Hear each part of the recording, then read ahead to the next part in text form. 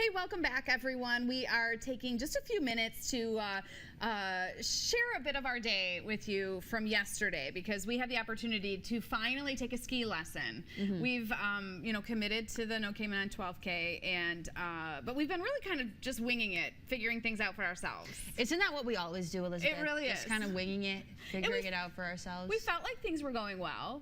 And we weren't too far off, honestly. I mean, the first day that I went out, I mixed up my poles, and I was using poles that were almost literally up to my eyeballs. So they were way too big. I realized that was probably part of the reason why I fell at least 12 times on Sunday. It's because I was just way up here trying to do the thing. Good news, I found the rightful owner of the poles that I stole. There's no more of this.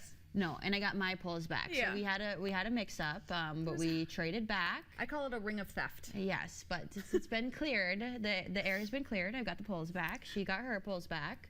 It was a busy day. Things happen. But we wanted to share with you a couple of things. First of all, take a look at this. This is where it all began.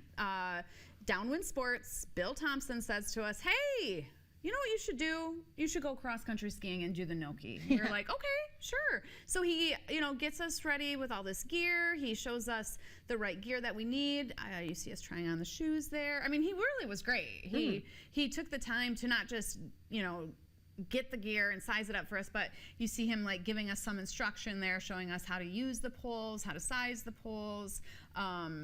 Same with learning how to there's Tia using the poles, learning how to like put our boot in the ski. I mean, we really had no idea.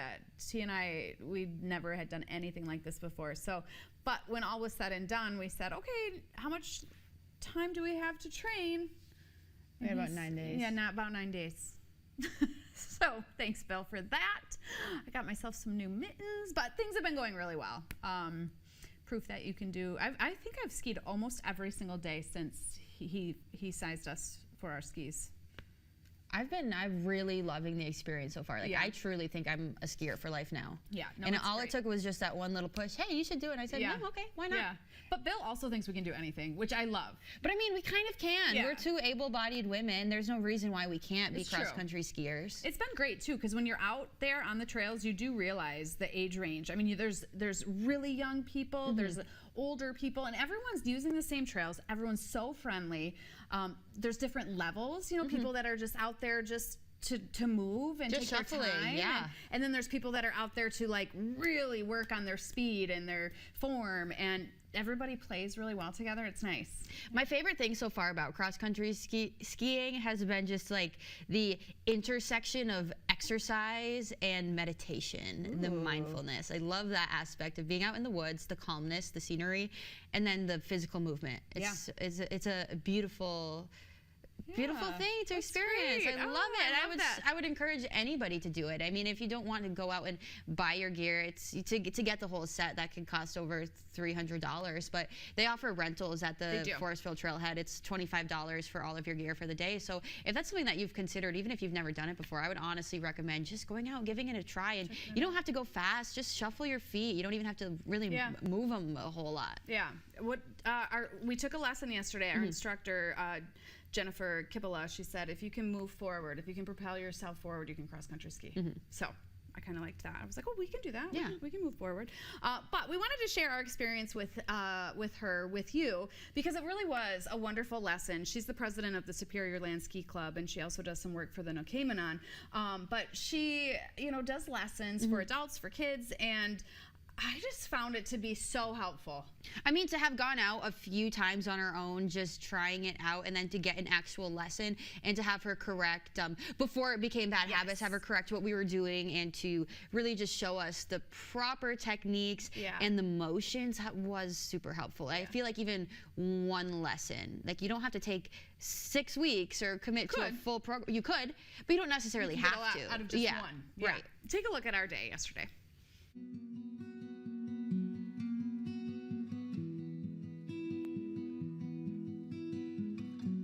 Adults learning how to ski is something that we want to promote. So for the NTN, we offer weekly classes on Wednesdays at 11 in both beginner skate and beginner classic skiing.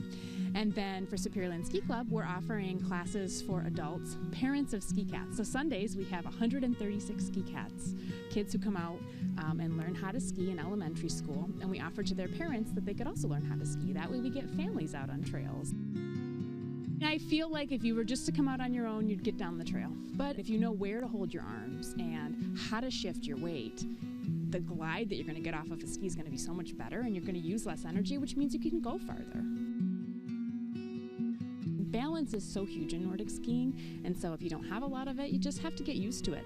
It's time on skis. You're not going to get it the very first time you go. The best thing to do is like isolate movements. So just don't use your poles for a minute and ski without poles, or just stand there and practice pulling without moving your feet before you put your skis on. So you can just say, okay, are my movements correct? Do I have the timing? I would dress accordingly, layer up, but layer up so you can unzip, because you're going to get warm, and it's going to be hard to know because we're not used to winter in the 40s or the upper 30s or whatever it's going to be. So I would say go with polypropylene base layers, maybe a headband instead of a hat or a buff. You're going to get sun blindness, so wear some sunglasses.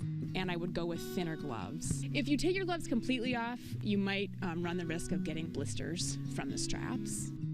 Currently, the trails are in really good shape from 510 to Forestville. The possibility of there not being track is high because a lot of people are going to have skied. You're going to want to practice skiing not in the track because that might not be an option. You know, the track just might be, if it gets warm and the whole thing washes out, there might not be a track.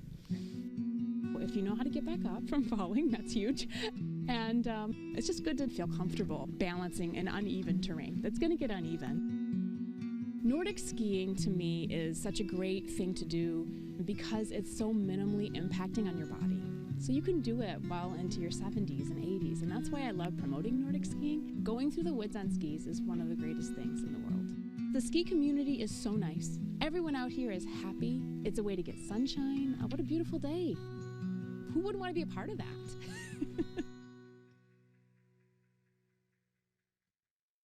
Oh, it's really great. It was a really great hour we got to spend with her. We were just giggling because I was like, man, what I think I look like when I ski is not what I actually look like. I know you think you're making these big strides, Yeah. and then you watch a video, it's baby shuffle, baby shuffle, baby shuffle. But I mean, That's how you start. it's commendable that Yeah. we're getting out there and doing it, and that you're just going for it, Yeah. going out every day. I think that's super awesome, and Yeah. I'm sure a lot of people are inspired by you, Elizabeth. Same with you, Tia. Thank you. And I really like Jenny a lot because she really focused on saying, do what feels comfortable to you. If you want to shuffle, Go if ahead, you want to yeah. glide, if you want to sit on your butt for a hill. If you want to take your skis off and walk, like, do what it. feels good Yeah. during the race. Have a good time. That's what it's about. The idea is to get in the woods and enjoy nature and enjoy the time outside. Right. Whatever that takes. So it was nice to have somebody affirm that message, right? Like that's what was in my head.